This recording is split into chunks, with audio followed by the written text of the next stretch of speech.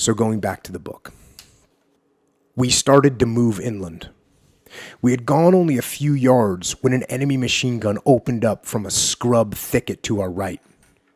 Japanese 81mm and 90mm mortars then opened up on us. Everyone hit the deck. I dove into a shallow crater.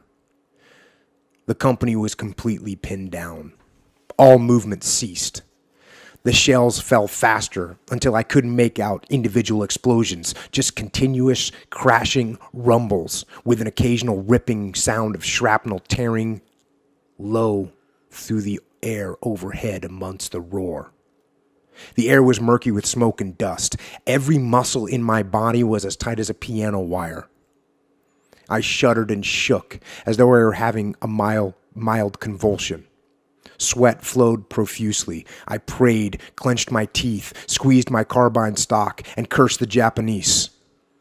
Our lieutenant, a Cape Gloucester veteran who was nearby, seemed to be in about the same shape.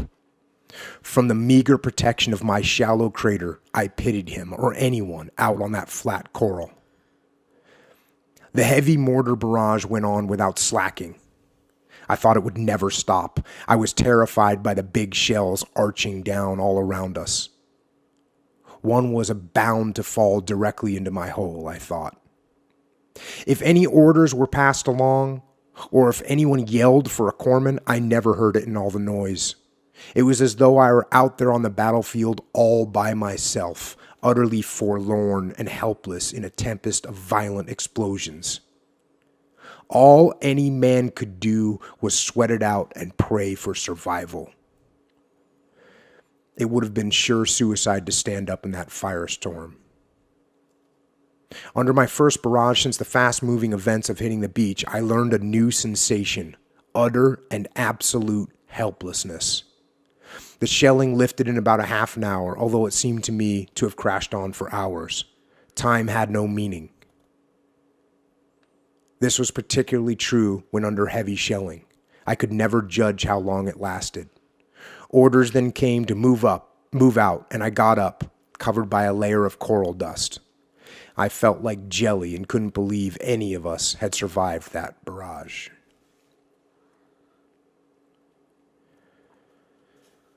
So, that feeling of helplessness, and that's something that is one of the worst things for human. It's one of the worst human emotions, right? Helplessness. And I've experienced just a minor amount of shelling, of being mortared.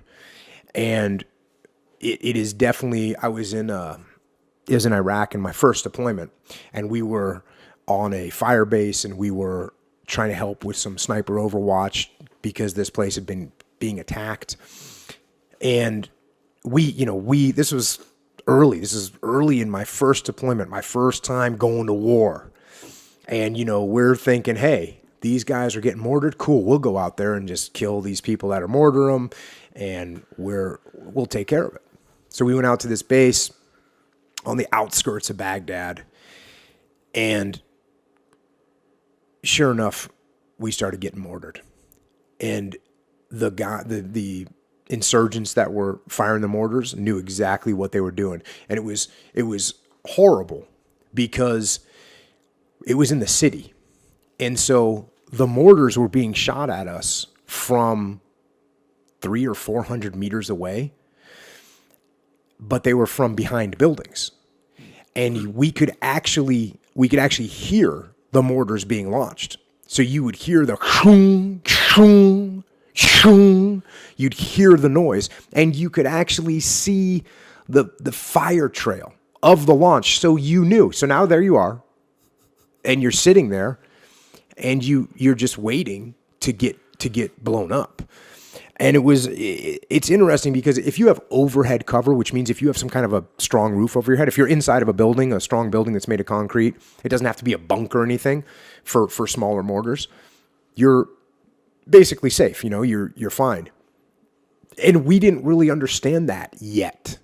So we had guys, myself included, that were exposed, that were outside, that were on rooftops. And This is, again, I want to emphasize, this is nothing. This is nothing compared to what Eugene Sledge is talking about. The only reason I'm bringing it up is because I did experience it. Mm-hmm. And my point is that even through one night where we took maybe 10 mortar rounds in a night, it actually affected the guys a little bit. One night. And you could see it. Actually, when we got back to our compound, we had a door on our tactical operations center that was an old piece of plywood, and somebody had mounted a spring on there to keep it shut because it was hot and it was air conditioning in there. And it was a strong spring. And so when you walked out and you let that go, it would slap and it would make a very loud bang. And I literally, after one measly night of getting mortared, I watched guys shudder and at the slap of that noise. And so to imagine what it was like for these guys for, a half an hour of continuous shelling it's unbelievable. And I'll tell you something else. If you go back further than that and you go to World War I, where those soldiers were in the trenches and they got bombarded for months. And if you want to know what that does to a human, go onto YouTube and Google World War I, or go onto YouTube and search World War I shell shock. And it is horrendous to see the psychological damage that it did to these guys. And the worst part of it was that today we understand that. We understand what it does to people psychologically. And we understand that it's a psychological damage. And in World War I, they didn't know that. So these guys that broke, they were cowards. They were called cowards. And to think about that is sickening to me, knowing that my guys, after, like I said, a minuscule amount of receiving mortar and artillery fire, is mortar fire, but it's the same thing. It's indirect fire. That to know that already had a little bit of effect, to imagine what that did over time was crazy. And I got two moments in time that I remember that I had the feeling of helplessness. I was on the rooftop. And again, this was in Baghdad, and we had gone to this base to set up some sniper positions and help them eliminate their problem. Boy, were we wrong.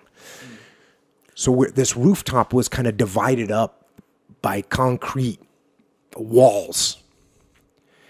And to get to the furthest part away on the roof, you had to go jump a bunch of these walls.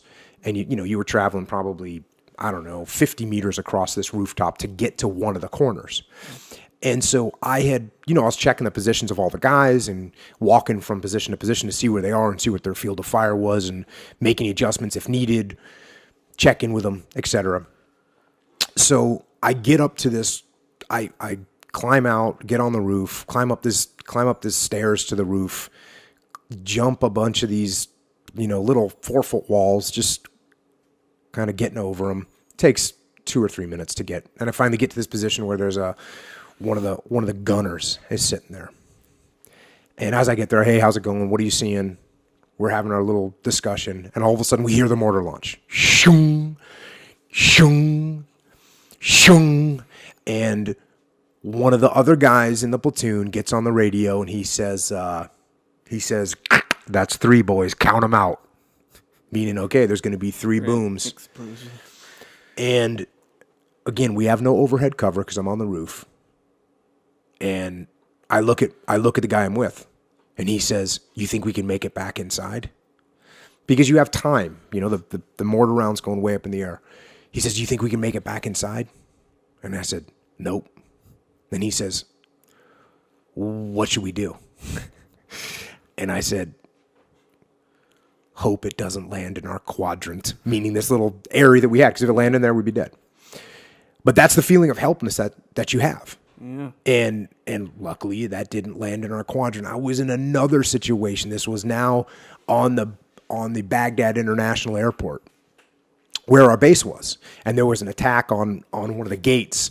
And we went there as a quick reaction force. And we get out there. And as the attack's happening and we're kind of showing up to see what we can do to help out, all of a sudden mortars start coming in.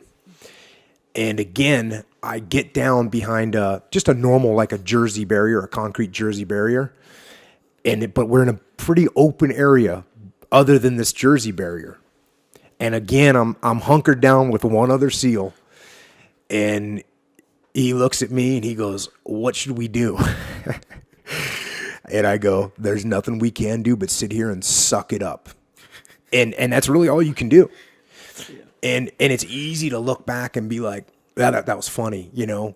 But that was a 3 minutes of mortar bombardment, right? Yeah. And so just to imagine the psychological trauma that these guys experienced, it was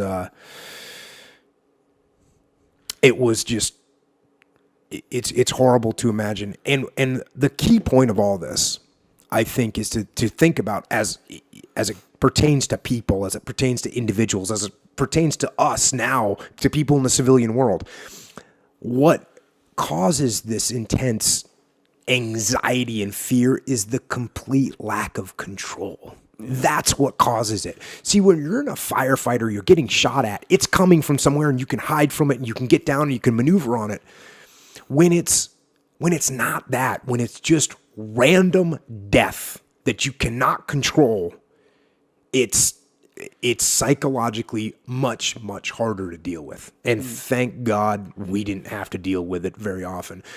Now, again, when we were in Ramadi, the guys that were over with the 506 on Camp Corregidor, those guys were getting mortared all the time. I mean, they were feeling it. You know, again, not as bad, not World War I style, but, you know, they were getting mortared every day. There was mortars hitting the buildings. So that just randomness is what makes things so difficult. Hey, those mortars, when you hear that first ignition of them, how long does it take to? It depends on how far away they were, but, you know, in this case, it was probably like a minute, maybe a little less than that. I'd have to sit here and think about it. But it was like a minute, maybe 30 seconds. It might have been long. It might have been shorter than that, but it seemed like a long time because you're sitting there waiting for it to hit you. And that was another.